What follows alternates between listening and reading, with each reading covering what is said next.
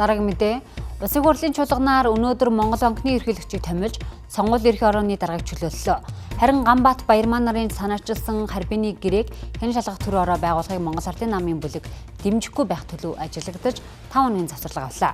Гэхдээ улсын хурал чуулганы эрс хангалтгүй гишүүд эрсээ бүртгүүлчгээд тахимыг орхин гардаг. За холбогдох сайд нар нь хуралдаа суудаггүй байдал нь улсын хурлын даргаыг бухимдууллаа. Харин энэ байдлыг Монгол Ардын нам доторх хагарал одоо ч үргэлжилсэн нэг хэлбэр илрэл гэж сөрөг хүчнээс дүгнэлээ.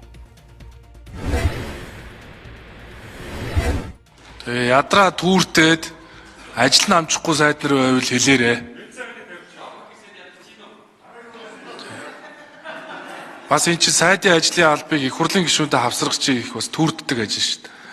Өөрөө хувийн зохион байгуулалт өндөртөө хүмүүсийн хийдэг ажил шүү сайд чинь. Тэрээс биш ингээ ажилдаа түүртээд байвал энэ амжихгүй ажил. Тийм учраас одоо хэлэх хэрэгтэй. Бас ийм одоо аль алийг нь амжуулах боломжтой хувийн зохион байгуулалт өндөртөө яг эд хийж үтээх насан дээр явж байгаа хүмүүс энэ дотор их олон байгаа шүү. Манай энэ олонхын бүлэг дотор.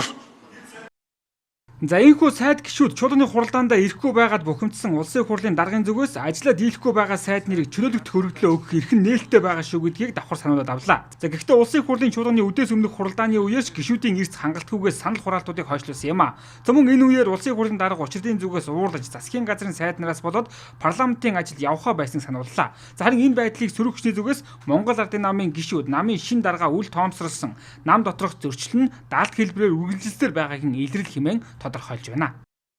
Ер нь бол Монгол Ардын намын хагарал бол хэдийгээр наана одоо нэг гайгүй мэт харагдвч цаанаа одоо эрцийг бойкотлох замаар энэ одоо хурлын эрцийг хурлыг одоо хойш нь татж байгаа ийм зүйл харагдаж байгаа. Тэгэхдээ ер нь бол одоо өнөөдрийн байдлаар бол ардсан намынхан л одоо энэ хуралдаа идэвхтэй орсон энэ хурлын үйл ажиллагааг хэвэн явуулж байна.